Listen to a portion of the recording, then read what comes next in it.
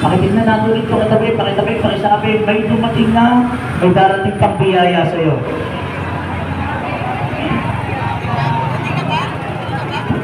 Pumasok na po tayo sa Semana Santa at hayaan natin, maramdaman natin at ma-experience natin ang pagpapala ng Diyos.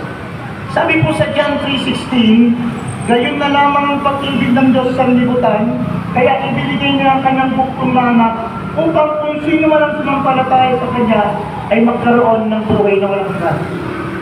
Ang buhay daw ng tao ay parang isang open van. Ganito tayo kalinis.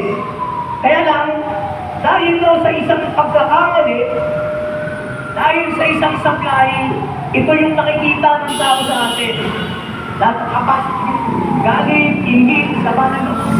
At kung titignan natin ang buhay natin ngayon, napakapangit.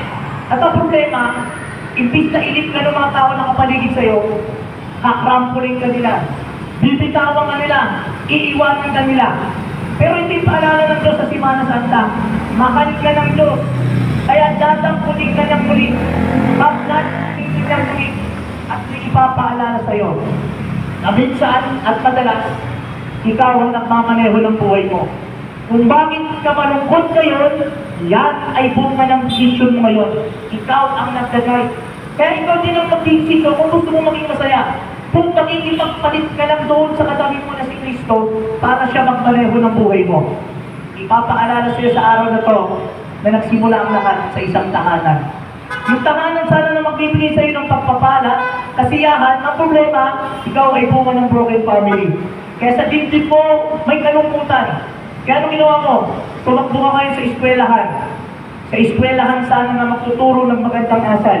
Ang problema, sa eskwelahan mo unang natikman ng lahat.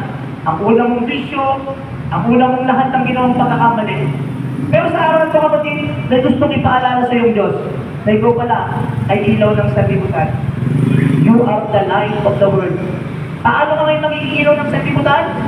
Unang-una, kailangan mong patawarin ang sarili mo. Kaya kailangan mong palayain ang sarili mo. Kailangan mong magpatawad sa ibang tao. Then the second, hayaan mo ang Holy Spirit ang sumama sa iyo. Hindi mo kaya pero kaya ng Diyos. And what's the third? Alalahanin mo, bago ka nagmahal, may unang nagmahal sa iyo.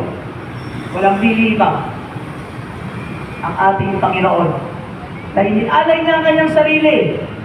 Ipinako sa krus, namatay nilibing, nang dahil sa pagmamahal sa iyo at pagmamahal sa atin. Kaya sa araw na to, hindi ka talunan, hindi ka bigo, may pag-asa pa. At lagi mong paalalahanan ng sarili mo, mahal ako ng Diyos. Kaya bago tayo manalangin, sabihin mo rin mo tayo sabi mo, mahal ka ng Diyos. Let us pray kapatid. In the name of the Father, Son, the Holy Spirit, Amen. Dakilang Ama, sa araw po na ito, inihihingi po namin ang aming mga tawad. Mga kasalanang nagawa, lihitan o hayag. At Panginoon, na naman po yung prayer ng aking kapatid sa oras na ito. Lagi mo kaming paalalahanan na kami mga anak mo, na kami pinatawad mo, na kami victory, na kami pinagaling, at kami pinagpala. Gusto ko lang po namin ang lahat ng ito, Panginoon. Kami pagpupulit pa salamat sa matamis na pangalan ng Diyos, aming Panginoon. Amen.